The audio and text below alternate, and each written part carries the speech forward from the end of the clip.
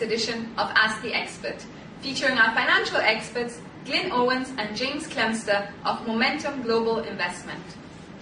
In this issue, Glyn and James will review July's markets, with a particular focus on critical statements made towards the end of the month by the European Central Bank, amid lingering doubts that they have the capacity or tools to fix the problems facing the European economy. As ever, we welcome your feedback on this segment or on any other feature of the Mondial website. Until next time, have a great month.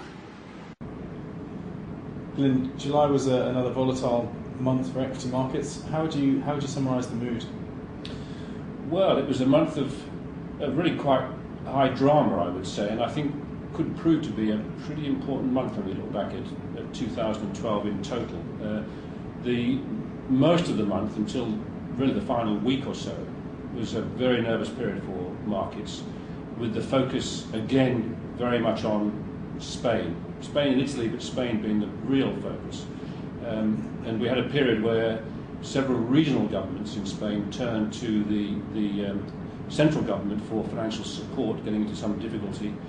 Spanish bond yields went through to extraordinarily high levels. And then there was a very important shift at the end of the month. So we'll talk about that in a bit more detail, because I think it was very important. But overall, it remained a nervous month, but markets in the end actually did really rather well by the time we got to the end of the month. So another month with Europe at its epicentre, both good and bad news. What would be the headlines? Well, as I mentioned, Spain was the real focus, and we saw Spanish 10-year government bond yields go out to 7.5% at one point, as we had these requests for financial support from regional governments. We know that Spain has already requested a bailout, €100 billion bailout for its banking system. We know that Spain is in deep recession. We know it's going to take a long time to fix those problems. And that was a very, very nervous period for markets.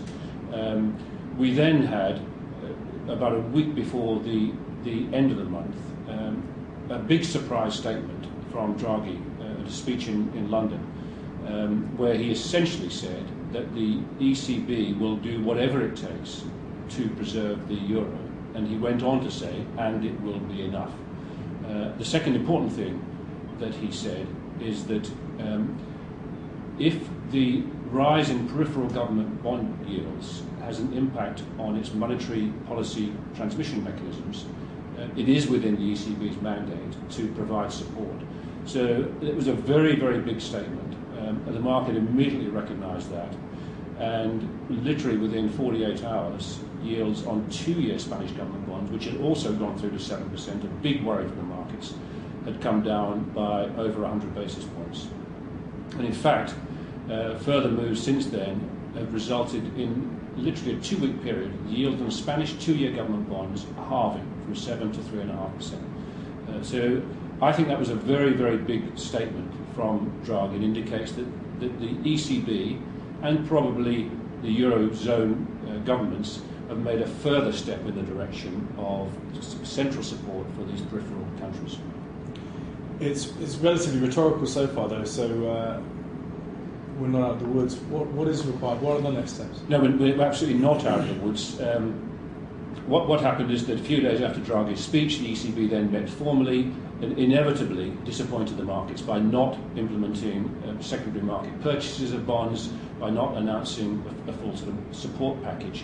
And the markets reacted negatively to that initially, but reading between the lines, it was clear that the ECB had made it clear that provided the peripheral countries, and of course they were referring to Spain and Italy, provided they sought a bailout with conditions attached from the Eurozone, then the ECB would be prepared to act by buying bonds in the market.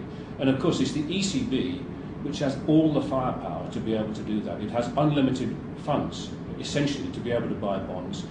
The Germans have been resistant to that because we know about all those inflationary concerns they've had, but it seems in Germany there's been some moves in this direction. So I think we've got to see now Spain requesting a bailout. It looks as if that will now happen in due course. There will, of course, be conditions attached. Then the ECB will support the bond markets of those countries and enable them to be funded on an ongoing basis. And that buys time. But of course the ECB can't solve the underlying structural problems of competitiveness and too much debt. That has got to be sorted out over a long period of time. What the ECB can do, and I think will now do, is enable these countries to have some time to do that, and time means a period of years. But it's a further step in the direction of the Eurozone muddling through. Stress followed by intervention. There'll be more stress that will come along, no doubt, but it's a step in the right direction and gives these countries, Spain and Italy in particular, because they're the big ones that are in trouble, it gives them time to sort out their structural problems, and it's going to take years. On the subject of time and muddling through, how are things in the US turning out? Well, that's the other big issue, of course. There's concerns about growth in the US, and all the evidence coming out of the US in recent months has been that there's been a marked slowdown in activity. We saw confirmation of that with the Q2 GDP numbers, growth of about 1.5%, down from roughly 2.5% in the first quarter of the year. No big surprises there, incidentally. It's fair to say that the numbers have been a little bit mixed. We had some very good payroll numbers at the end of last week, which has helped markets in the early days of August. But essentially, it seems to us as if the US economy is on a slower growth trajectory. We're now looking at around 1.5% or so, with the private sector actually doing well, particularly in some parts. Housing has picked up. We've seen some evidence of that. We know manufacturing is doing okay, but that's offset by the austerity and of course the coming austerity in the government sector. We know that there's going to have to be some cutbacks, particularly post the election. So it looks as if we're going to get this low growth, slow growth in the US for a period, but some growth. We don't think we're in a recessionary environment.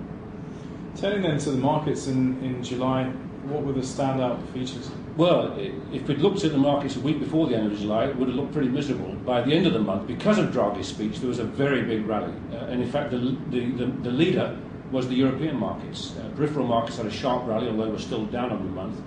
The European markets in total were up by over 4% in the month. And we also saw credit markets actually doing well, European credit markets doing well. Most markets were up a little bit over the month. MSCI World up 1% or so. And we've now had, it doesn't actually feel like it, because it's been a tough period of high volatility, as you mentioned earlier, but we've now had from early June a 10% rally in the MSCI World Index. So it's been a remarkably good period for equity markets over the past few weeks, although it actually doesn't feel like it. Going forwards, are there any key changes to positioning or theme that you anticipate? Well, we're conscious of the fact that equity markets have had a good rally from those lows. We do think this stress intervention cycle that we've talked about quite a lot is going to continue. We are obviously not out of the woods with Europe. We've taken a step and a further step in the right direction towards this muddling through process, but it wouldn't surprise us now if we saw equity markets consolidating a little bit after this decent move. We're mindful of the fact that we've had quite a sharp rise in commodity prices, certain commodity prices in July. The most notable, oil, has bounced back nearly 15%. That's a little bit of a worry. Obviously there are concerns about what's happening in the Middle East and Iran in particular. And then we've had a very, very big move in soft commodity prices, soya, maize and wheat, almost entirely on the back of the drought in the US. But some of those prices are now at 35-40% in a few weeks. We don't think that that's going to feed through to core inflation globally, because there are still big deflationary forces, but it's going to make the job of central banks around the world, who are all in monetary loosening mode, it's going to make their job that much more difficult, particularly central banks in the emerging world. It's something that China is clearly going to be watching. We know they want to be easing monetary policy further, and they did do so in July, but they're going to watch those inflation numbers clearly pretty carefully, so we'll also be watching that as the weeks roll by. Great. Thanks, Ben.